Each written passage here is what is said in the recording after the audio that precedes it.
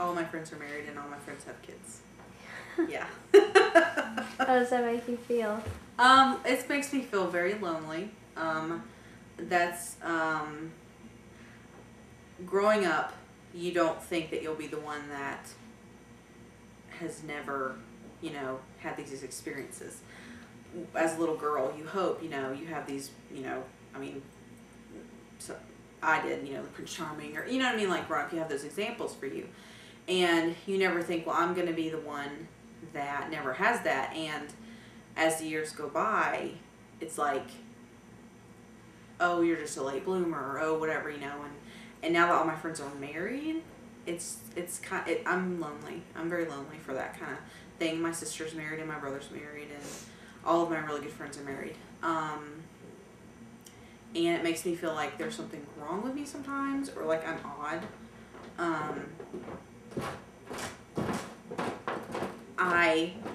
Friends will ask me for advice sometimes though, because it's like, because I've never had a relationship like that, I still have that perfect idea of what it could be, and so they ask for my advice sometimes because of that, if that makes sense. Like, because I can talk about it like, if in a perfect world, this is how, you know what I mean, that sort of thing. So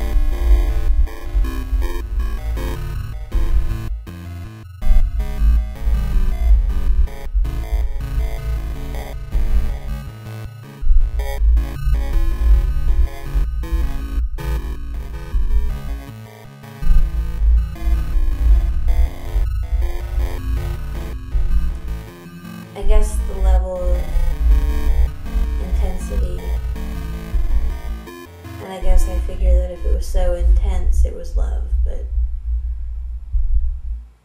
I guess I've come to accept the fact that just because something's intense doesn't mean it's love. It can be an intense in a bad way.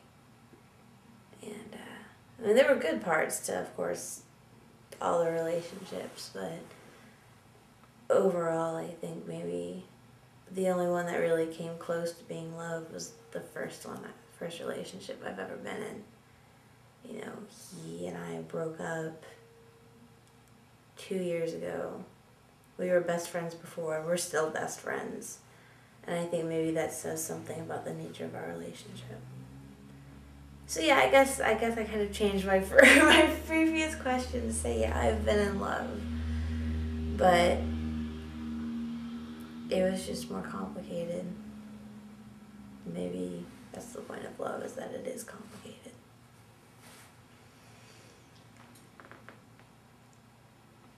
I saw her walking down the aisle. That's why I know I loved her. You know, because automatically, it's an emotional day, obviously, but as soon as I saw her coming down, you know, I started crying, obviously. So that's when I knew that I loved her, and I always will. So. The first two images that always come to my mind is his face and my daughter's. Those are the images that come to mind when I think about loving someone. Or think about love.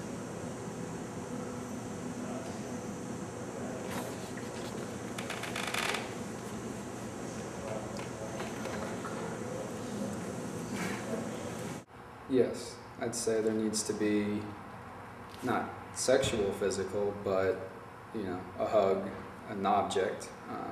Not just saying I love you, but either doing one of those actions or like a gift. You know, that'd be a different type of action and object.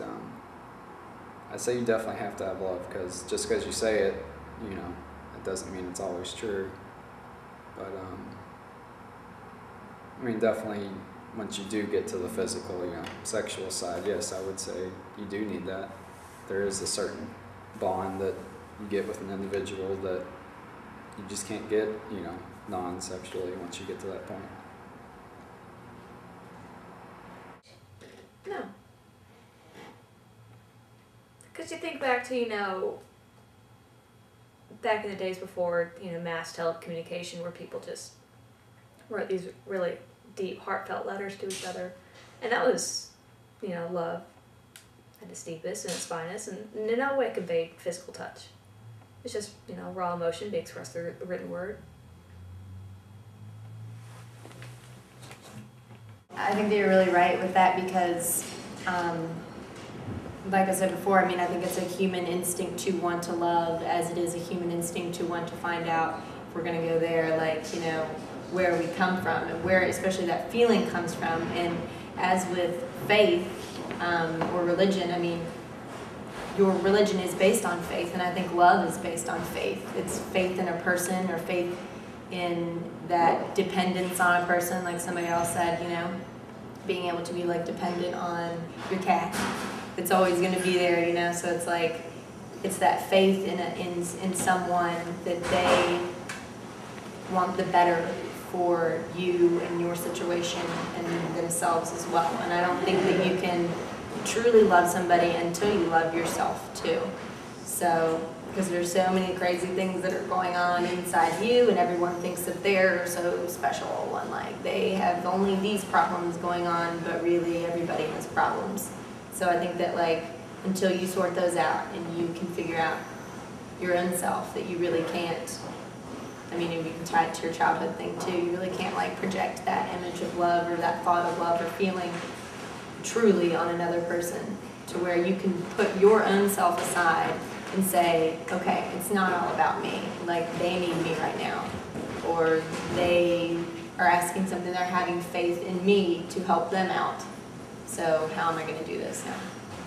There's a lot of cases in which people still believe in a love for someone else, even though they don't truly love themselves, or don't believe they love themselves, or don't in any respect love themselves, because a lot of times you look for other people to be the parts of yourself that you're lacking.